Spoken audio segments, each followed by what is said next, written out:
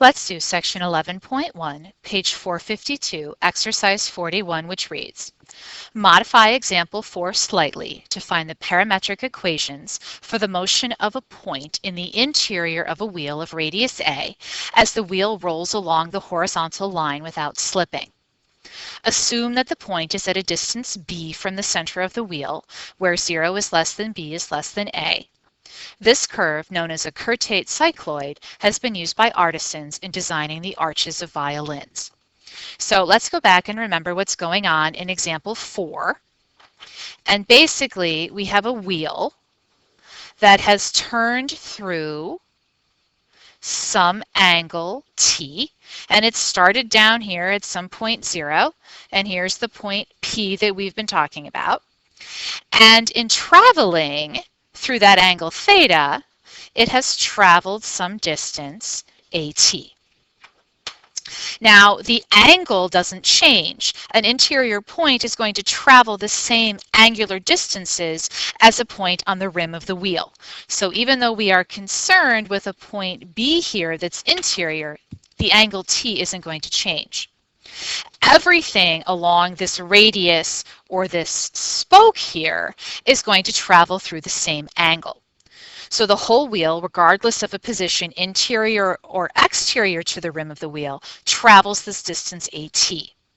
What will change is the extra distance traveled by this point P when we're not talking about a complete rotation.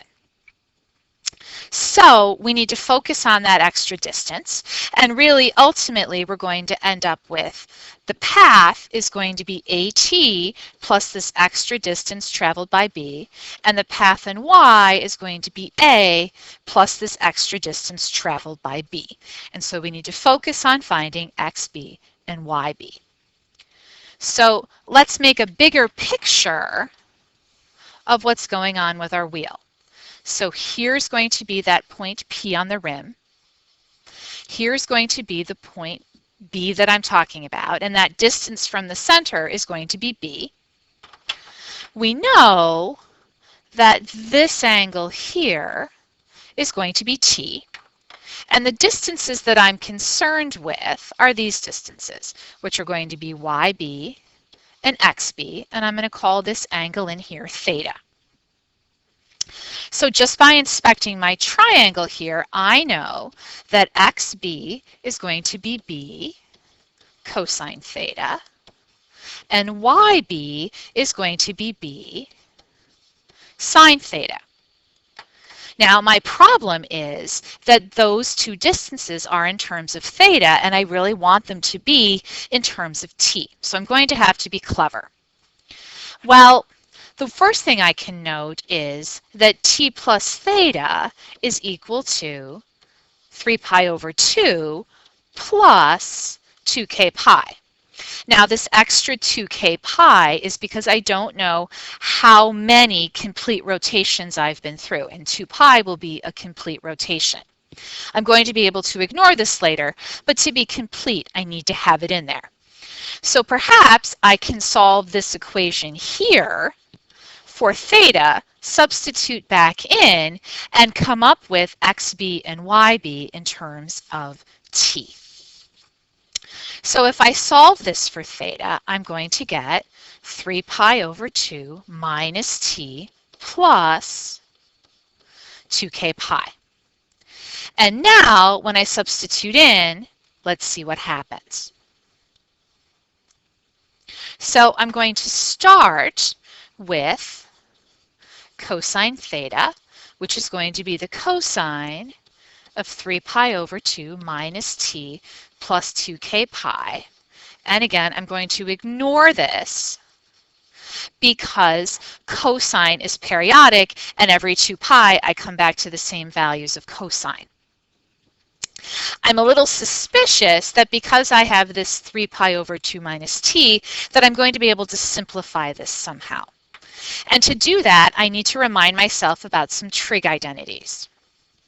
And my first trig identity is the cosine of A minus B, which is equal to cosine A, cosine B, plus sine A, sine B.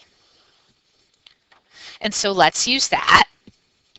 And we're going to end up with the cosine of 3 pi over 2 times the cosine of t plus the sine of 3 pi over 2 times the sine of t.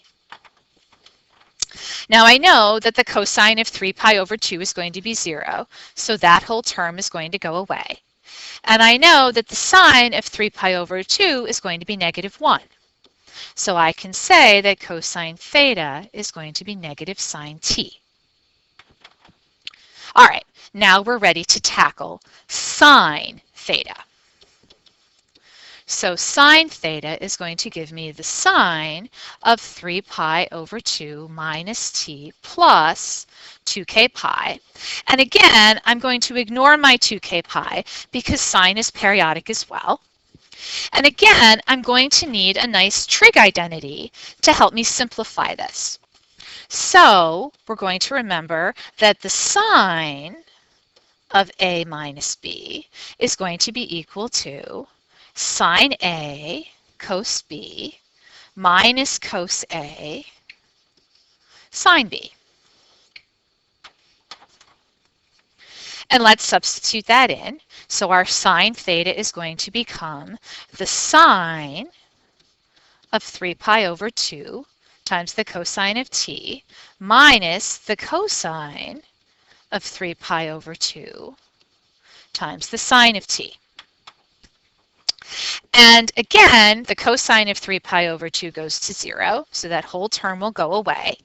And the sine of 3 pi over 2 is going to be negative 1.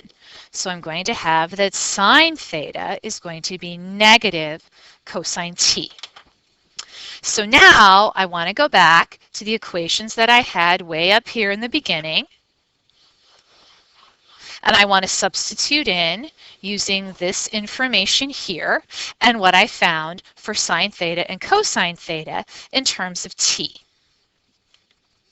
So the path for x is going to be at plus xb, which is going to be at plus b times negative sine t, because that's what we got for cosine theta.